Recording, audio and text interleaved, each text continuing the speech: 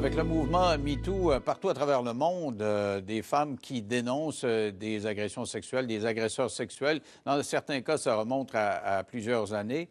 Et voilà que Martine Laurent, ma collaboratrice régulière à l'émission, lance un livre qui s'intitule « Comment se protéger contre le bitchage et le harcèlement psychologique et sexuel ». Donc, comment faire face à cette réalité-là? Parce qu'on se pose de plus en plus la question, particulièrement les hommes en milieu de travail, comment nous, on doit composer avec ça. Et de son côté, elle, comment les femmes doivent le faire. Donc, elle publie ça aux éditions Québec Livre. Elle est avec moi ce soir. Salut, Marthe. Oui, bonsoir, Denis. Alors, c'est un livre que tu as commencé à écrire quand même avant ces événements-là. Tu es un peu dans la foulée sans le savoir que tu allais être dans la foulée. Ah, c'est fou, Denis. C'est comme une intuition. Je ne sais pas comment expliquer ça. Mais j'ai proposé le sujet à mon éditrice au mois de juin. Au mois de septembre, début septembre, je revenais de vacances, j'ai commencé à rédiger. Et au mois d'octobre, en fait, la saga et tout a éclaté. Et j'étais en pleine rédaction. Et bon, c'est sûr que ça a apporté de l'eau à mon moulin. Mais je n'ai pas écrit ça à cause des événements. Et c'est quand même important de le dire parce que j'ai été vraiment au bon moment. Au bon endroit. Ce qui est intéressant, c'est que tu décortiques un petit peu, parce qu'on a beaucoup entendu parler au cours des derniers mois des victimes qui montent aux barricades pour dénoncer l'agression, mais tu nous racontes un peu, puis tu as des exemples concrets là, de gens qui peuvent avoir composé avec ça. Et parce que souvent, il y a du monde qui dit « Oh, mais tu avais juste à le dire avant », puis bon, tu as un peu décortiqué la mécanique. Là. Oui, en fait, c'est important de dénoncer, comme j'aime bien le dire et que je l'ai dit abondamment dans d'autres ouvrages. C'est bien aussi, je dirais, de se défendre et tout ça, mais je pense que... comment je pourrais dire, un noyau, un élément avant-coureur, c'est-à-dire notre petite voix. Alors, le harcèlement et le bitchage vient toujours d'un manipulateur ou d'une manipulatrice. Et c'est cette petite voix-là qu'on a. Souvent, on est dans des relations, qu'elles soient professionnelles, qu'elles soient familiales, qu'elles soient amicales, qu'elles soient amoureuses. Et on sent à l'intérieur de nous qu'il y a un malaise. Moi, j'appelle ça des relations toxiques ou des relations malsaines. Et notre petite voix nous dit que c'est pas correct, que c'est pas bon pour nous, qu'on s'en va pas sur la bonne voie. Et cette petite voix-là, on l'étouffe avec notre rationnel, avec notre mental, parce qu'on a besoin de l'emploi, parce que, bon, on s'est marié pour toutes sortes de raisons. Mais au fond de nous, notre âme, notre petite voix, notre intuition le sait, que c'est pas bon, que c'est pas sain. Puis on attend souvent d'avoir des messages physiques, c'est-à-dire des douleurs, des fois on tombe en arrêt de travail et tout ça. Alors, le comment se protéger, pour moi, c'est d'analyser notre environnement. Quelle est la relation qui est malsaine autour de moi?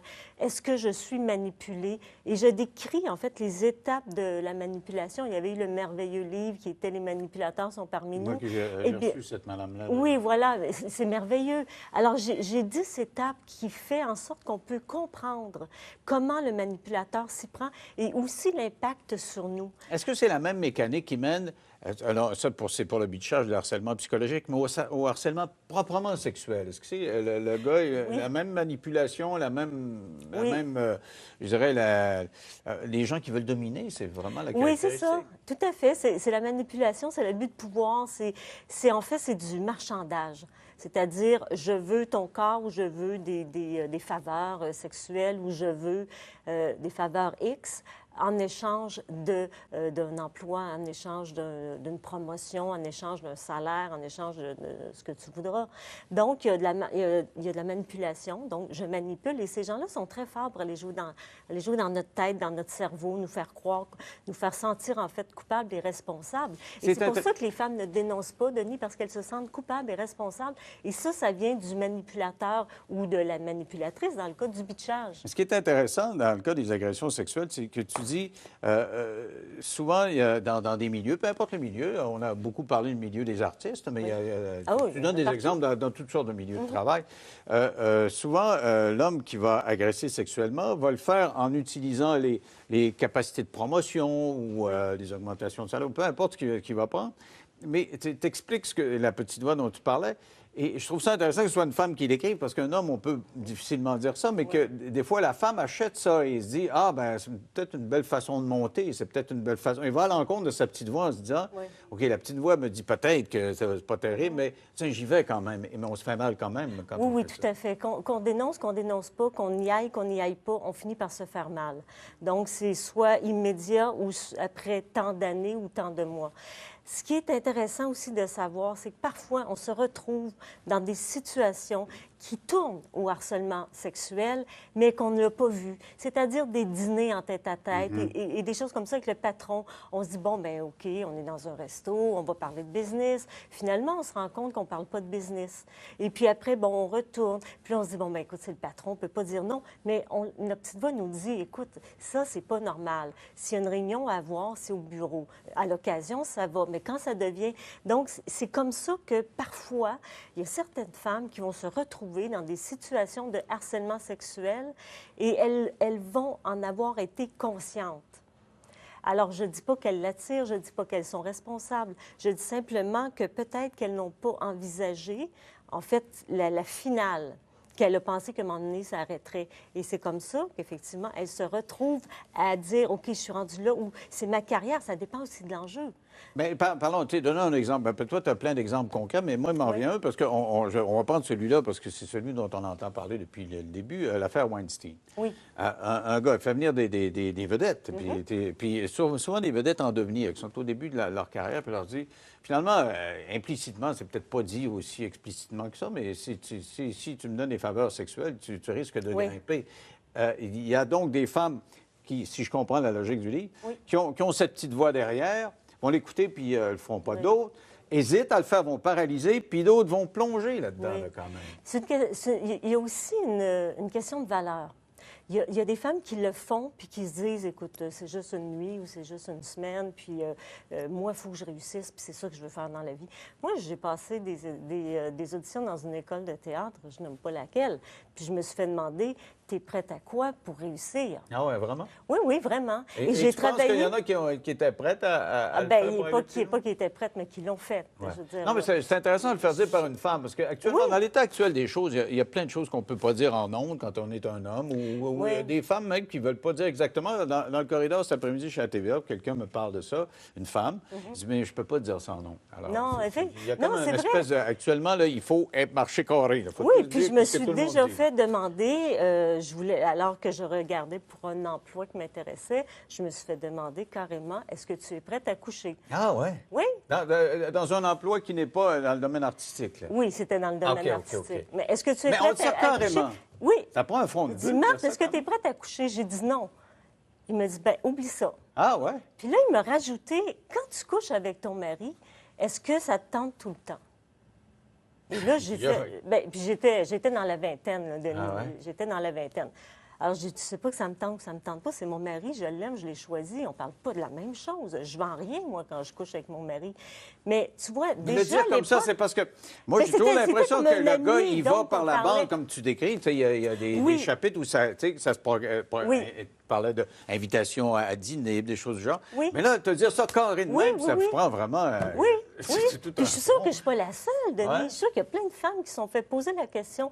Moi, je voudrais avoir tel emploi. OK, est-ce que tu es prête à coucher? Mais le problème, c'est que pendant qu'il y a des femmes qui sont prêtes à coucher, celles qui ne sont pas prêtes à coucher, quand je reviens avec mes valeurs, il y a des femmes qui se disent non, un peu, c'est mon corps, c'est à moi, puis il n'est pas question que je le vende.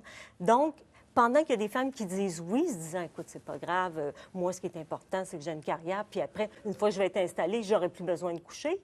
Bien, pendant que ces femmes-là disent oui, bien, les autres qui disent non restent sur la tablette. Donc, je trouve que la problématique... Oui, n'aident pas les femmes, dans le fond. Exactement.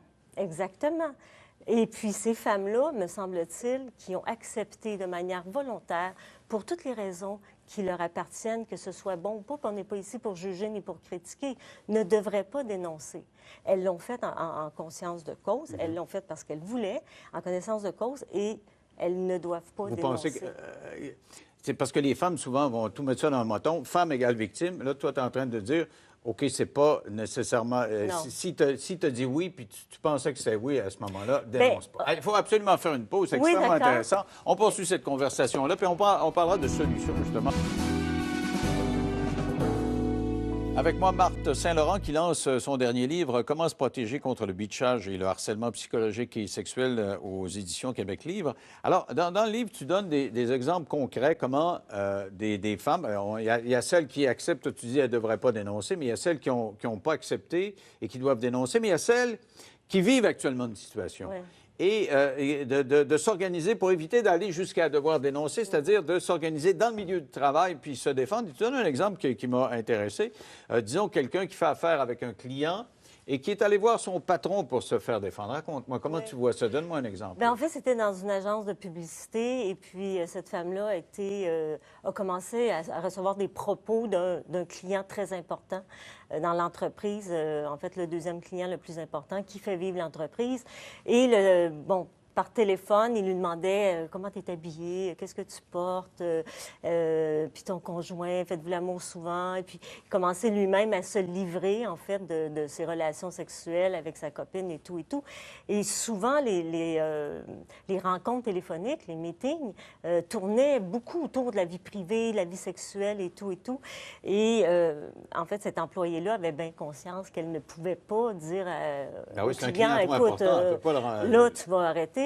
Alors, ça l'angoissait de répondre même au téléphone. Oui, tout à fait. Donc, elle embarquait un peu, mais sans trop. Tu sais, quand je dis des fois, on se retrouve dans des situations... Alors, comment se protéger contre ça? Alors, elle, ce qu'elle a fait, c'est qu'elle est allée voir son patron, et puis le patron a parlé au client, et puis ça l'a cessé. Comme quoi? Tu as peur de verbaliser, mais verbaliser. Oui, je pense que exactement. La conclusion de MeToo, c'est ça que ça devrait être. C'est bien beau dire les hommes changer de comportement, OK, mais il ne faut pas compter juste là-dessus. Il faut vraiment que les femmes, pas juste dénoncer à la télévision, puis pas juste dénoncer dans Facebook. Non, allez le dénoncer entre quatre yeux. Oui, puis le faire au début, c'est-à-dire... Si ce n'est pas les quatre yeux entre toi et la personne, c'est le tiers, là, c'est le patron. Dans ce cas-là, c'était... Oui, dans ce cas-là, c'est l'employé qui est d'avoir le patron. Les ressources humaines. Exactement, les ressources humaines. Mais essayer, dans l'immédiat, d'aller chercher de l'aide. Et là, si ça ne fonctionne pas, là, on continue, on monte, puis... C'est correct qu'on est en train de dire là ou on va se faire varloper? Aussitôt qu'on sort un petit peu de ce que tout le monde dit, j'ai l'impression qu'on va savoir... Bien, si on se fait varloper, Denis, on se fera varloper.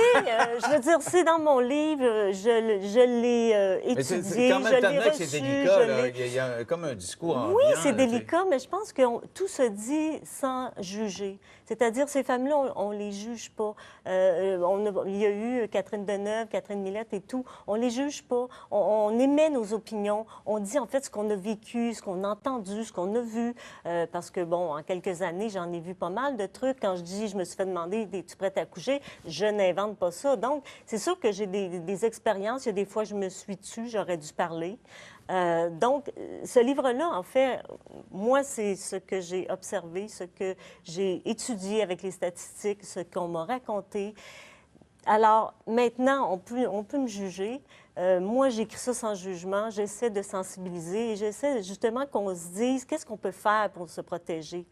Notre petite voix, il faut l'écouter. Quand on voit que la relation, ça frotte, quand on voit qu'il y a de la manipulation, il faut faire quelque chose. Alors, c'est intéressant. Et particulièrement si jamais vous êtes dans une situation, au travail actuellement, vous n'avez pas trop quoi faire ou ailleurs dans vos relations, comment se protéger contre le bitchage et le harcèlement psychologique et sexuel aussi? Parce que souvent, le harcèlement psychologique peut dériver, tu le disais tantôt, il y a une espèce de progression là, qui va mener à ça. C'est publié aux éditions Québec Livre. Merci beaucoup, Marthe. Merci, un grand plaisir. C'est tout en ce qui nous concerne ce soir. Merci d'avoir été là. On se retrouve demain à l'heure habituelle. Bye.